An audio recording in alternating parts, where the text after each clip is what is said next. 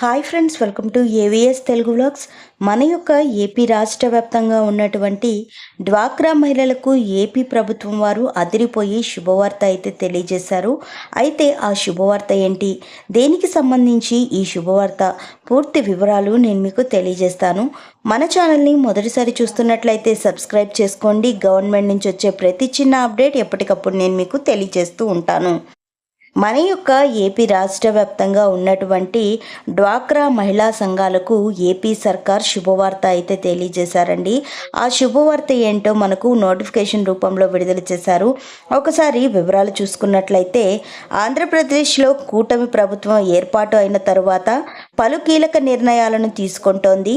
ఇప్పటికే ఎన్నికల్లో ఇచ్చిన హామీల అమలుపై ఫోకస్ పెట్టి కొన్నిటిని అమలు చేస్తోంది.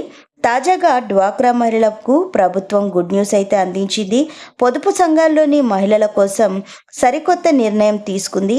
డ్వాక్రా మహిళలకు జీవనోపాధి కల్పించే దిశగా బ్యాంకుల ద్వారా ఇస్తున్న గ్రూప్ రుణాలతో పాటు పెద్ద మొత్తంలో వ్యక్తిగత రుణాలను ప్రోత్సహించే దిశగా ప్రభుత్వం ప్రయత్నం చేస్తుంది.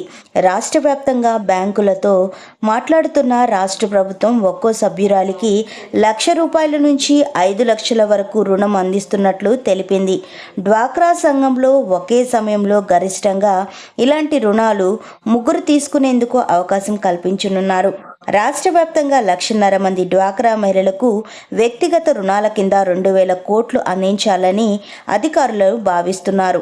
వీరిలో 1.35 లక్షల మందికి, 1,15,000 మందికి 5 లక్షల రుణాలను అందించాలని చూస్తున్నారు. అంతేకాదు, లబ్ధిదారులకు మరింత ఆసక్తి ఉంటే యూనిట్ ఏర్పాటు చేసి వ్యయానికి తగిన విధంగా భవిష్యత్తులో 10 లక్షలకు కూడా పెంచుతామని ప్రభుత్వం చెబుతోంది. కేంద్ర పథకాలైనటువంటి PMFME, PMEGP దీనికి అనుసంధానించనున్నారు. అంతేకాదు, ఈ పథకం కింద ఎంపిక చేసిన జీవనోపాధి ఏర్పాటు చేసుకున్న వారికి తీసుకున్న బ్యాంకు రుణంలో 35% రాయితీ కూడా వర్తిస్తుంది. అంటే ₹1,00,000 రుణం తీసుకుంటే 35,000 రాయితీ కింద మినహాయింపు ఇస్తారు. రుణంలో మిగిలినటువంటి మొత్తాన్ని లబ్ధిదారులు నెలవారీగా వాయిదాల రూపంలో చెల్లించుకోవచ్చు. సీఎం చంద్రబాబు నాయుడు గారు ఇటీవల రాష్ట్ర స్థాయి బ్యాంకర్ల కమిటీ సమావేశంలో పాల్గొన్నారు. ప్రధానంగా డీబీటీ పథకాలు అమలుకు, అభివృద్ధికి బ్యాంకర్ల సహాయం అవసరమని తెలిపారు. సో ఫ్రెండ్స్, చూశారు కదా, మనకు డ్వాక్రా మహిళా సంఘాలకు మంచి ఏర్పాట్లు అయితే చేస్తున్నారండి లోన్స్ విషయంలో. సో ఫ్రెండ్స్, మరిన్ని వివరాల కోసం, మరిన్ని అప్డేట్స్ కోసం మన AVS Telugu vlog channel subscribe చేసుకొని లైక్ చేయడం మర్చిపోకండి.